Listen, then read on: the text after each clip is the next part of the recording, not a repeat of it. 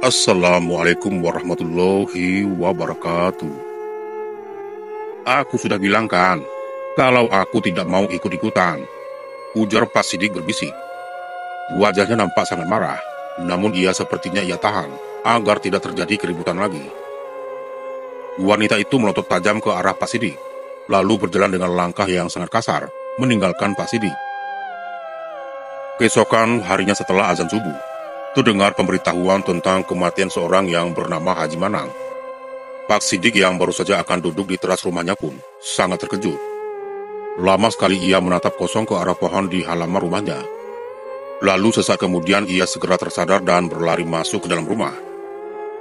Ia membisikkan sesuatu kepada istrinya, dan istrinya yang tengah mencuci beras itu pun nampak melongo dan raut wajahnya juga berubah. "Cepat bangunkan anak-anak, kalian harus pergi dari sini secepatnya," ujar Pak Sidik dengan bibir gemetar. Beras yang tadi dicuci istrinya itu pun jatuh berserakan, dan sebagian jatuh ke air kotor yang ada di bawah dapur. Lalu dengan tergesa-gesa istrinya segera berjalan ke arah kamar anak-anaknya, dan membangunkan satu persatu anak-anaknya. Saat mereka sudah siap, Pak Sidik langsung menyuruh anak dan istrinya untuk segera pergi. "Lalu kamu bagaimana, Bah?" tanya istrinya. "Kamu jangan khawatirkan aku akan segera menyusul kalian. Cepatlah bawa anak-anak pergi ke kota. Ini uang tabunganku, bawa saja. Insya Allah cukup untuk kalian bertahan di kota selama sebulan," ujar Pak Sidik seraya menatap wajah anak dan istrinya bergantian. Saat akan pergi, anak-anaknya kembali menatap ayah mereka, namun langsung ditarik oleh ibunya agar cepat-cepat melangkah. 2 bulan sudah berlalu, namun Pak Sidik tidak pernah datang menyusul anak dan istrinya ke kota. Uang tabungan mereka sudah lama habis, dan sekarang istrinya terpaksa harus menjadi kuli di sebuah pasar. Untungnya Bu Sidik tidak kalah kuat bila dibandingkan dengan kuli laki-laki di pasar itu. Sementara ketiga anaknya tak pernah ia izinkan untuk membantunya, dikarenakan anak-anak tersebut pada waktu itu masih kecil-kecil. Yang paling tua masih berusia 14 tahun, yang kedua berusia 11 tahun, dan adik mereka masih berusia 6 tahun lebih. Bertahun telah berlalu, berkat kegigihan ibunya, kini mereka sudah mempunyai toko sendiri, dan juga tempat tinggal yang cukup layak meskipun tidak terlalu besar.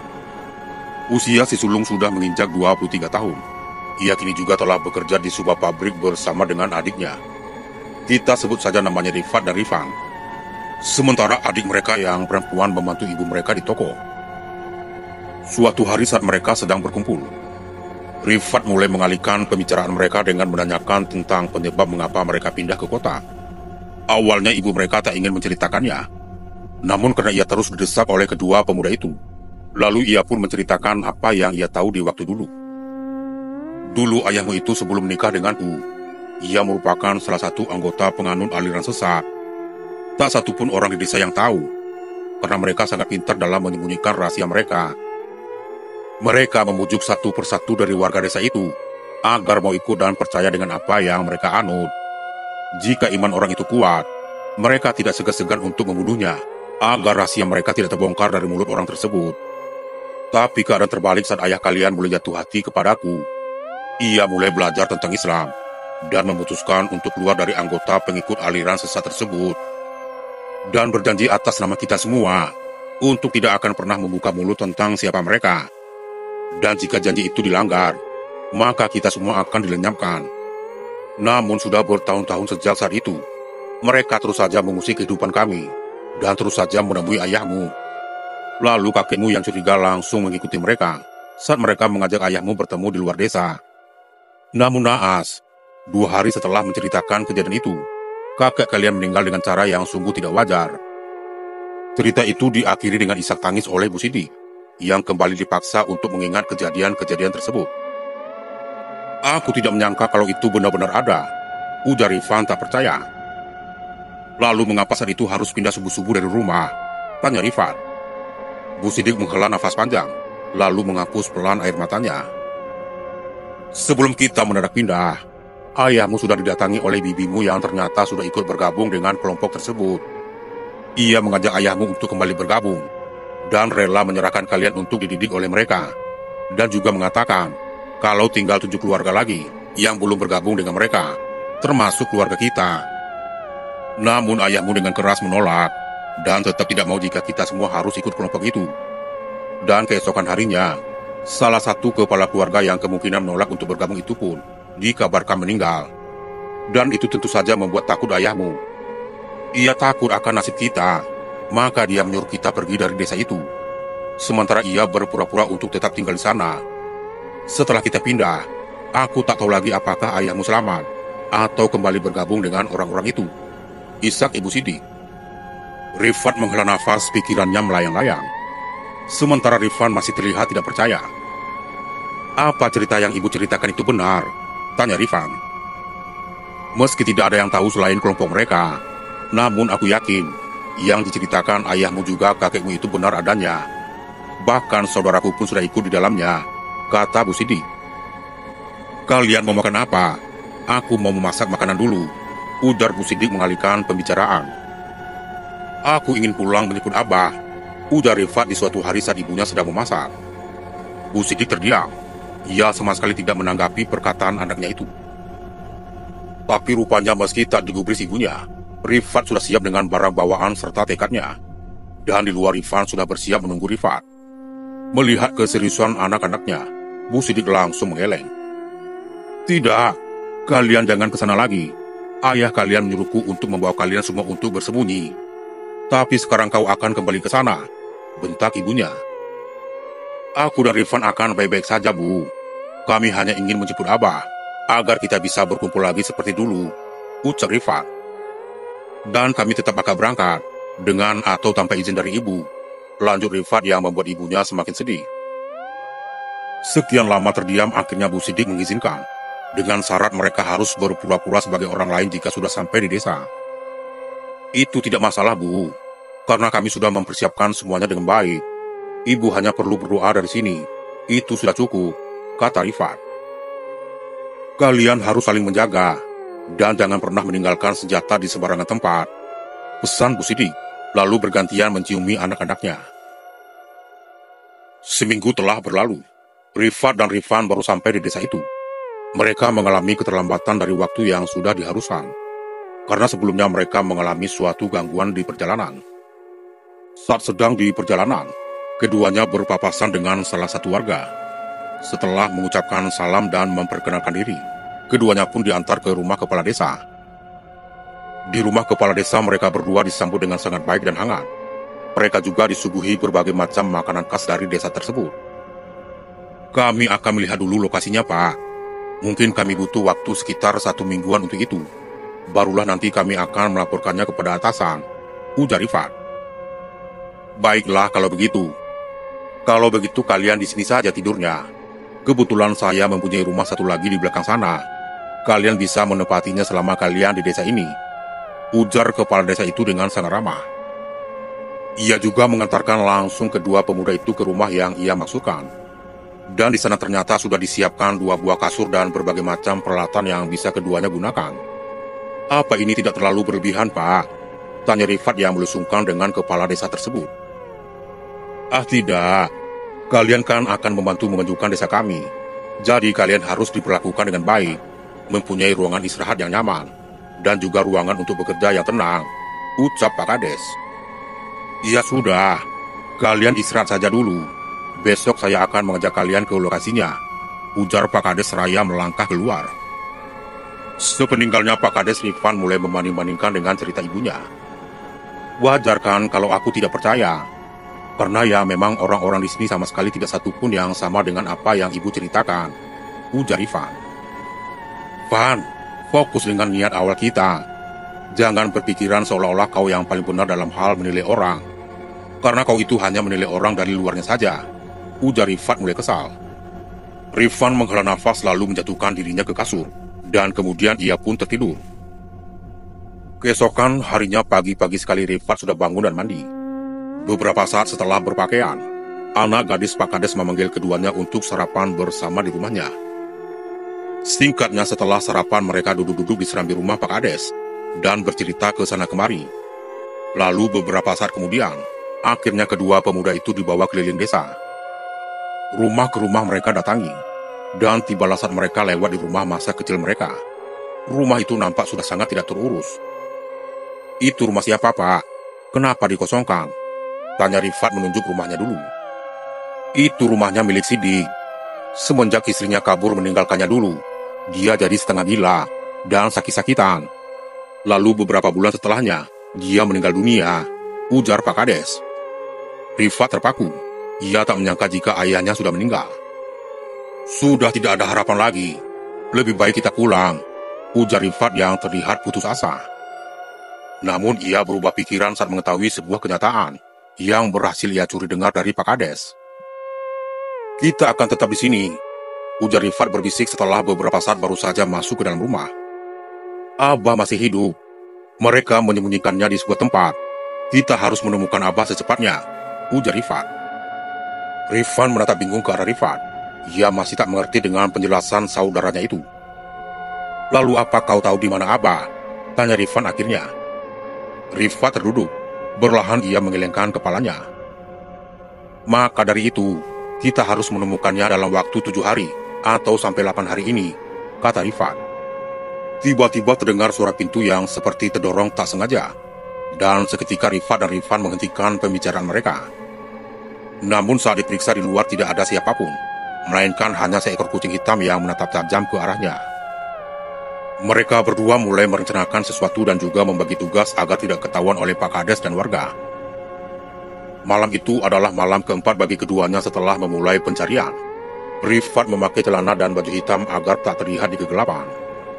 Ia mulai berjalan mengendap-endap menyusuri beberapa jalan, hingga tibalah ia di sebuah rumah tanpa jendela dan pintu yang terletak lumayan jauh dari desa. Rifat berusaha mengintip ke dalam, namun tak ada celah sama sekali. Rifat tak menyerah begitu saja. Ia mencoba masuk ke bawah rumah tersebut, dan benar saja, ternyata pintu masuknya ada di lantai rumah tersebut. Dengan sangat bersusah payah, akhirnya Rifat berhasil masuk ke dalam. Ruangan itu berbau apek dan bercak-bercak hitam di mana-mana. Namun tiba-tiba sebuah pukulan menghantam Rifat. Seketika gelap mulai menyelimuti penglihatannya. Rasa dingin air yang membasahi kepala hingga tubuhnya langsung menyadarkan Rifat. Dan saat itu ia sudah terikat pada sebuah kursi kayu. Aku sudah menduga bahwa kau itu adalah anak Sidik yang dulu berhasil dibawa kabur oleh ibumu.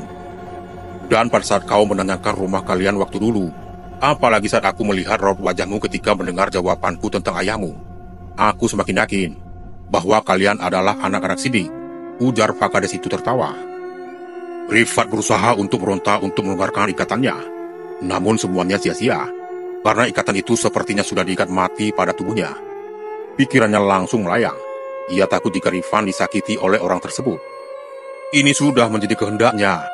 Kau kembali ke sini lagi, untuk ikut bersama kami kembali pada apa yang seharusnya disembah, lanjut lelaki itu. Tidak, kalian itu adalah orang-orang kafir. Kalian tidak punya agama. Kalian penyembah iblis, teriak Rifat. Namun tiba-tiba sebuah tamparan mendarat di wajah Rifat. Lelaki yang mengaku sebagai kepala desa itu begitu gusar dengan jawaban Rifat. Ikutlah bersama kami. Ini adalah kesempatan terakhir untukmu, ujar lelaki itu lagi. Rifat memutar otaknya.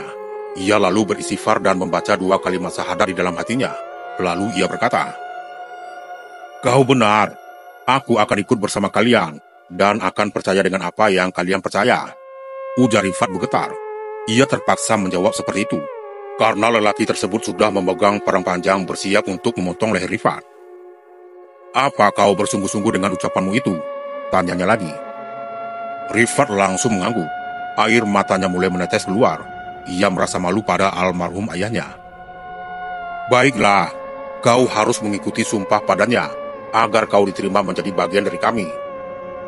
Lalu ikatan tangan Rifat dilepaskan.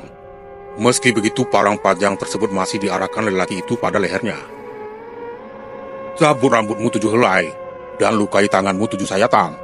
Lalu tuangkan pada wadah ini. Ayo cepat." "Ya Tuhan, tolong maafkan aku. Aku terpaksa untuk melakukan ini demi adikku, agar dia bisa selamat," batinnya. Kemudian Rifat berdiri dan mencabut rambutnya. Ia juga meneteskan darahnya ke dalam wadah. Rasa panas seketika menjalari tubuhnya. "Apa yang kau rasakan?" tanya si lelaki. Rifat hanya diam. Ia tak mengaku merasakan panas tersebut di tubuhnya, karena takut salah jawab akan membawanya ke dalam masalah lagi. Dan ternyata si lelaki nampak puas mendengar jawaban Rifat. "Baiklah, ternyata kau bersungguh-sungguh dalam ucapanmu," ujar si lelaki tersebut seraya membuang parangnya. Kemudian si lelaki tersebut melanjutkan penjelasannya tentang apa yang harus dilakukan Rifat selanjutnya. Saat orang itu tengah lengah, Rifat mengambil parang panjang tersebut dan langsung menyerang si lelaki. Sekali tebas kepalanya langsung putus dan darah menyembur kemana-mana. Rifat sempat kaget dan terduduk, karena ia belum pernah membunuh orang. Namun ia teringat tentang perkataan ibunya. Lalu ia pun menjilat sedikit darah yang ada di parang tersebut, hingga ia pun kembali sedikit lebih tenang. Lalu tanpa pikir panjang, Rifat berusaha keluar dari sana. Dan setelah berhasil, ia langsung berlari ke arah rumah. Beberapa saat kemudian ia akhirnya sampai di dekat rumah Kades. Di sana banyak sekali orang. Lalu dengan mengendap-endap, ia menuju ke rumah yang diperuntukkan untuk menginap oleh Kades sebelumnya. Singkatnya, saat ia sudah masuk ke dalam rumah itu, di sana sudah kosong. Tidak ada Rifan dan barang mereka pun sudah berhamburan. "Rifan," kata Rifat lesu. Air matanya keluar tak tertahankan lagi. Dan saat ia sudah putus asa, sebuah tangan menyentuh pundaknya. "Shh, tadi mereka mencari aku," bisik Rifan. "Bagaimana Abah?" tanya Rifan seraya menarik Rifat untuk bersembunyi. "Mereka sudah tahu siapa kita. Mereka sengaja menjebak kita agar kita tetap berada di sini," kata Rifat pelan. Namun tiba-tiba suara langkah kaki memasuki rumah itu. Rifan menyilangkan jari telunjuknya di bibir, lalu menutup mulutnya dengan rapat. Begitu juga dengan Rifat. Dan beberapa saat kemudian suara langkah kaki itu pun kembali keluar. "Tenang, di sini aman. Sepertinya orang-orang itu tidak tahu tentang tempat ini," ujar Rifan seraya terus berjalan memasuki ruangan yang berada di bawah lantai tersebut. Semakin mereka masuk ke dalam, bau-bau menyengat mulai menusuk hidung mereka, dan semakin lama semakin menjadi. Hingga mereka tiba di sebuah ruangan. Penampakan ruangan itu sangat menakutkan. Ada 4 mayat yang sudah menjadi tulang berulang. Satu di antaranya adalah anak kecil. Rifat dan Rifan seketika menutup mulut mereka. Keduanya saling bertatap mata, seolah-olah memikirkan hal yang sama. Lalu mereka berdua terus berjalan, mencari jalan keluar yang kemungkinan berada di suatu tempat. Ruangan itu lama-kelamaan berubah menjadi seperti lorong panjang yang membawa mereka terus masuk ke dalam, tanpa adanya cahaya sedikit pun. Mereka berjalan dan merangkak di lorong itu, hingga nampaklah sebuah cahaya yang menerobos ke celah dinding tempat tersebut. Mereka mencoba untuk menggali tanah yang menjadi dinding lorong itu. Saat mereka sedang beristirahat, Rifan mulai meminta Rifat menceritakan apa yang terjadi padanya selama ia pergi mencari ayah mereka itu. Rifat dengan wajah yang mulai memucat, menceritakan semuanya. Juga tidak lupa tentang ia membunuh si Kades palsu. Rifan mengerutkan keningnya. Ia mulai merasa ada yang janggal dengan cerita Rifat. Namun saat akan bertanya, ia langsung mengurungkan niatnya, lalu mulai mencoba menggali lagi. Sebelah tangannya sudah berhasil keluar, dan Rifan pun semakin semangat untuk segera keluar dari tempat itu. Singkatnya mereka berdua pun berhasil keluar, dan ternyata di belakang mereka tepat berada di depan rumah yang tidak memiliki pintu itu, tempat Rifat membunuh si Kades palsu. "Aku membunuhnya di sana, Van," ujar Rifat menunjuk ke arah rumah tersebut. Rifan lalu tanpa berpikir panjang, sepertinya Rifan ingin membuktikan sesuatu. Ia pun mulai mencari jalan masuk ke dalam. "Pintunya di bawah," ujar Rifat. Beberapa saat kemudian Rifan pun akhirnya berhasil masuk ke dalam. Dan betapa terkejutnya ia saat melihat sosok Rifat yang terikat dengan sekujur tubuh yang melepuh. Rifan menutup mulutnya dan berjalan mundur. Ia menggelengkan kepalanya, seolah tak percaya dengan apa yang ia lihat. Ia juga terus membuka tutup matanya berharap sosok itu menghilang. "Tidak, ini pasti tidak nyata," ujar Rifan meyakinkan dirinya sendiri, lalu menarik nafas panjang dan berusaha untuk keluar dari tempat itu. Sesampainya di luar, ia sudah tidak menemukan Rifat. Dadanya naik turun, kepalanya seketika pusing. Namun Rifan terus mencoba untuk berlari dari tempat tersebut. Hingga akhirnya ia berhasil menemukan jalan utama yang menghubungkan jalan itu dengan jalan yang lebih besar lagi. Cukup lama Rifan duduk menunggu kendaraan yang bisa ditumpangi dan membawanya kembali ke perkotaan. Setelah beberapa jam menunggu, akhirnya sebuah truk membawa berbagai macam sayuran melaju ke arahnya. Rifan langsung berlari ke tengah jalan hingga akhirnya truk itu pun berhenti. Dan supirnya pun membolehkan Rifan untuk menumpang sampai ke terminal. "Kamu dari mana, nak?" tanya bapak-bapak yang juga sepertinya mau ke kota menjual hasil panen sayur mayurnya. Saya dan kakak saya dari desa T, Pak. Kakak saya dibunuh orang-orang di sana, kata Rifan sambil terisak. Bapak-bapak itu saling bertatapan dengan temannya. Lalu setelah beberapa saat terdiam, ia pun berkata, "Desa itu sudah tidak ada, Nak. Katanya dulu, desa itu terkena sebuah serangan penyakit yang membuat orang di sana meninggal satu persatu dalam satu malam.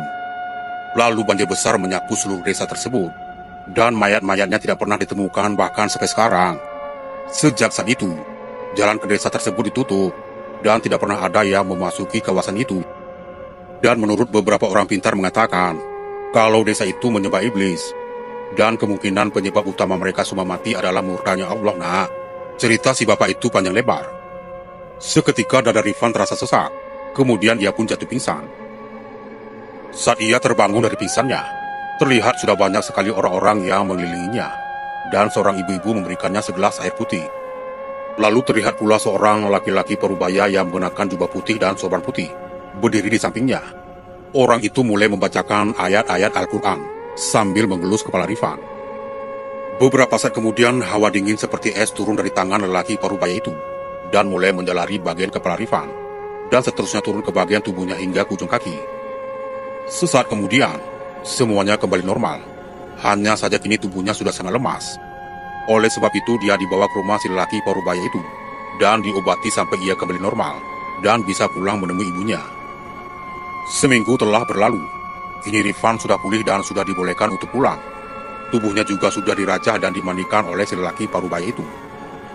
Dan semenjak kejadian itu hingga kini, Rifan selalu mengulangi kejadian-kejadian itu di dalam mimpinya. Awalnya memang sangat sulit dan menyakitkan. Bahkan ia sempat berpikir untuk mengakhiri hidupnya. Namun percobaan bunuh dirinya tak pernah berhasil.